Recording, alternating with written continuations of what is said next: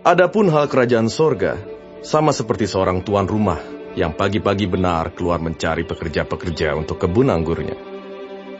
Setelah ia sepakat dengan pekerja-pekerja itu mengenai upah sedinar sehari, ia menyuruh mereka ke kebun anggurnya. Kira-kira pukul 9 pagi ia keluar pula, dan dilihatnya ada lagi orang-orang lain menganggur di pasar. Katanya kepada mereka, "Pergi jugalah kamu ke kebun anggurku, dan apa yang pantas akan kuberikan kepadamu." Dan mereka pun pergi. Kira-kira pukul 12 dan pukul 3 petang, ia keluar pula, dan melakukan sama seperti tadi. Kira-kira pukul 5 petang, ia keluar lagi, dan mendapati orang-orang lain pula. Lalu katanya kepada mereka, "Mengapa kamu menganggur saja di sini sepanjang hari?" Kata mereka kepadanya, "Karena tidak ada orang mengupah kami." Katanya kepada mereka, "Pergi jugalah kamu ke kebun anggurku." Ketika hari malam, tuan itu berkata kepada mandornya, "Panggillah pekerja-pekerja itu dan bayarkan upah mereka, mulai dengan mereka yang masuk terakhir hingga mereka yang masuk terdahulu." Maka datanglah mereka yang mulai bekerja kira-kira pukul 5, dan mereka menerima masing-masing 1 dinar. Kemudian datanglah mereka yang masuk terdahulu. Sangkanya akan mendapat lebih banyak, tetapi mereka pun menerima masing-masing 1 dinar juga.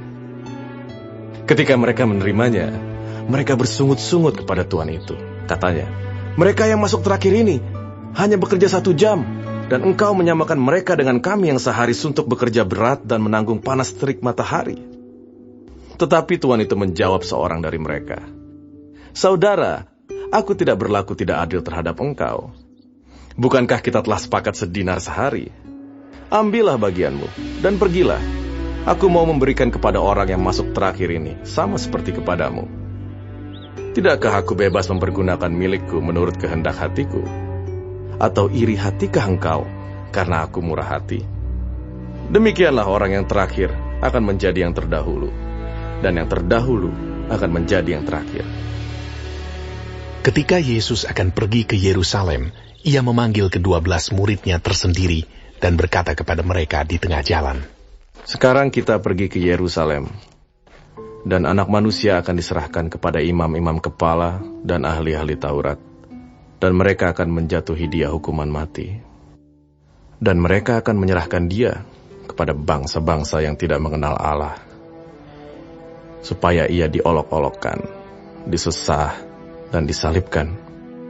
Dan pada hari ketiga, ia akan dibangkitkan." Maka datanglah ibu anak-anak Zebedeus serta anak-anaknya itu kepada Yesus, lalu sujud di hadapannya untuk meminta sesuatu kepadanya. Kata Yesus, "Apa yang kau kehendaki?"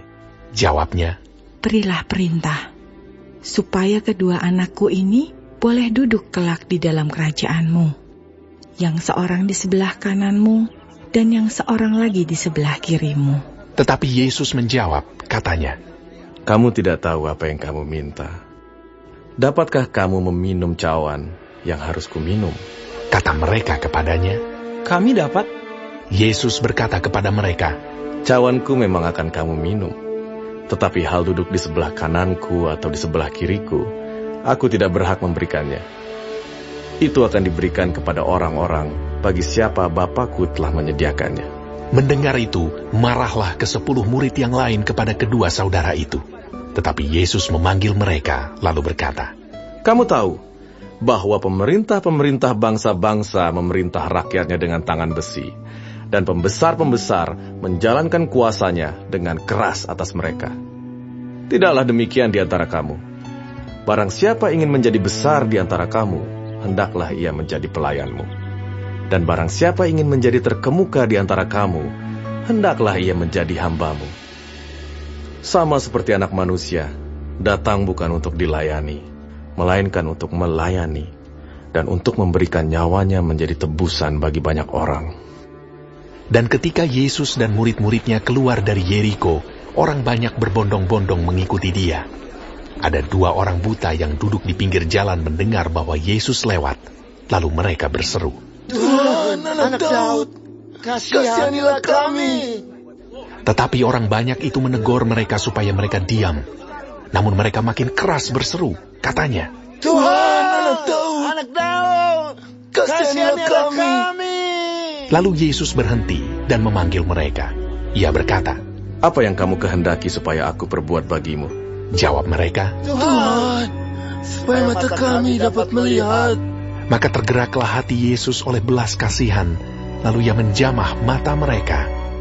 Dan seketika itu juga mereka melihat, lalu mengikuti dia.